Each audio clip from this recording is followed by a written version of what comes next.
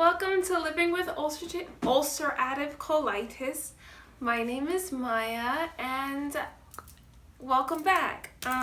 Today's video is going to be about frequently asked questions about ostomies or ileostomy, colectomy. Basically different types of ostomies, and I'm going to answer them based on my experience, like what I did to answer this question.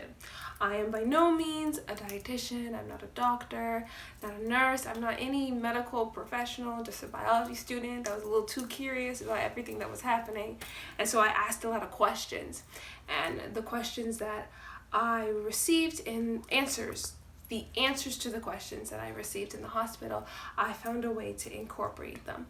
My experience with having an ostomy was after I had to have an emergency surgery. If you want to know more about that particular instance, I have the last video that we posted was my story. And after my emergency surgery, I had to have an ostomy, and it wasn't really a choice. It was something that had to come with the emergency surgery, and I had an ileostomy, which means that the ostomy was attached to the ileum of my small intestines. So if you have fun names in front of your ostomy, they mean something. I was fortunate to have doctors, nurses, and ostomy nurses, which their job is talking to you about the ostomies and telling you how it works, what you should eat, what you shouldn't eat, things that could make the bag do different things than it usually does. They give you a whole rundown. And if you have to get an ostomy, any type, I would ask your hospital if they have an ostomy nurse or know where you can talk to one. And so I'm just going to get into the frequently asked questions. I only had my ostomy for a year. My surgery was broken into 3 parts to connect my small intestine to my rectum. The first surgery was to take my colon, and the bottom part of the small intestine that usually connects to the colon came to my side, and that was the stoma. The second surgery, my doctor connected the bottom half of my small intestines to my rectum, and then he pulled like a part of the small intestine out as the stoma so that that part could heal.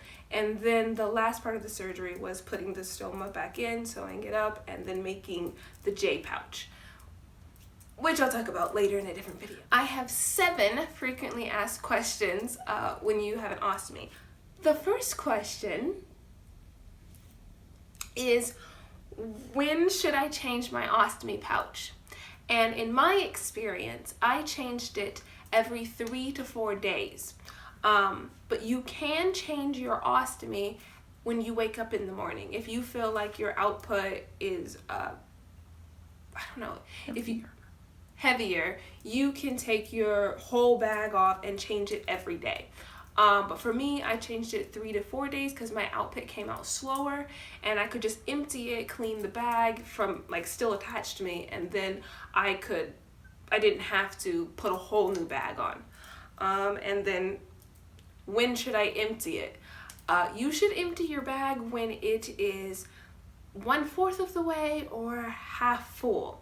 It also depends. If it is liquid, change it when it is 1/4 full. But if it's solid, you can wait until it's like halfway full, but you never wait for it to be on the other side of your stoma. If it's on the other side of your stoma, it's going to start coming out of your bag and leaking.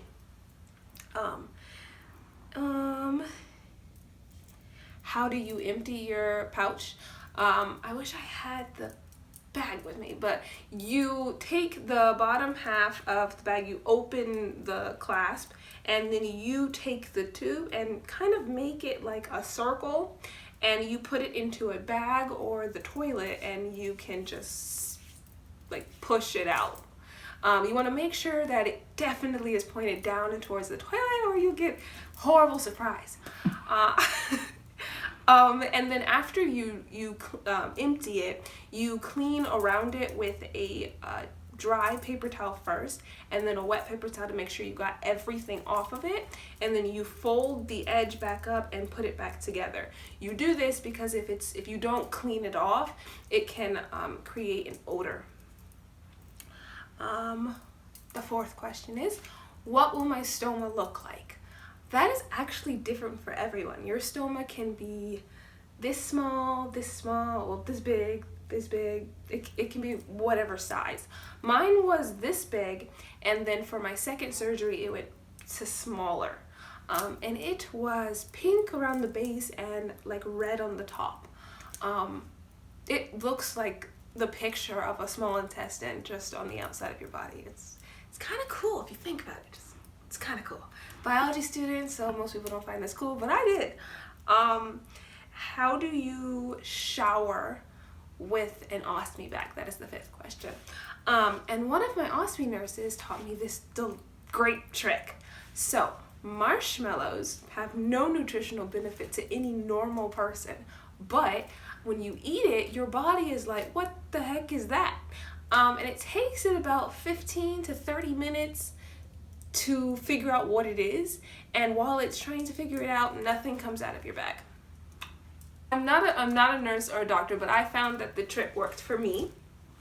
And if you shower without the bag on your side, make sure that you don't use any scented soaps of any kind, and you don't use really hot water, because although the stoma is like from the outside, it's inside of your body from the outside, it doesn't have any feeling, but it can become harmed if and the skin around your stoma can still feel pain, but you won't feel it on your stoma, but you can still hurt it if you put like burning hot water in that area.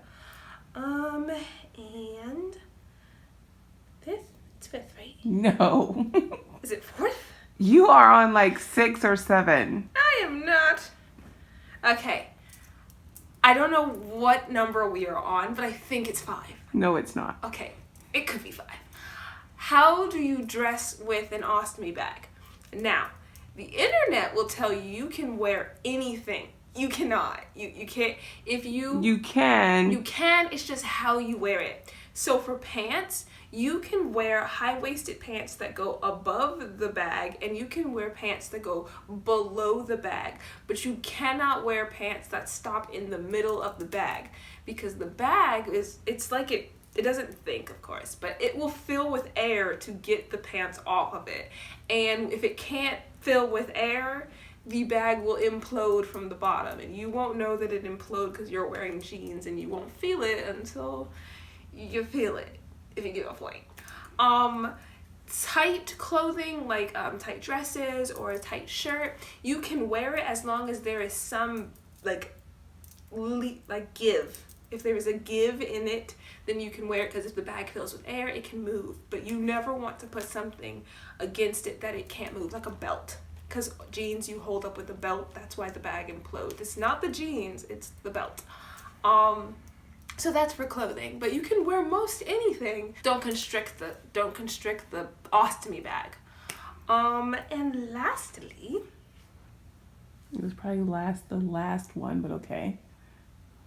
The last question is, how do you tell someone that you have an ostomy? For your closest friends or family or extended family that wasn't with you through the whole journey. I just went with, I got sick in the hospital, and after a complication, I had to get an ostomy bag. And then because I'm me, I would just go into detail what the ostomy bag did. You don't have to explain to anyone that you have a bag on your side. You can just say, I have an ostomy bag, and then you can leave it up to that person to go look it up themselves. You don't have to give a piece of your story to anyone that wonders about the bag. That was something that I had to come to terms with. But I hope this was helpful. I hope it wasn't all over the place, and please stay tuned for our next video. They are every Friday. I have no idea when this is posted, but it is every Friday, and I will put the other videos in a playlist so they are easier to find. And please like, share, subscribe, and bye!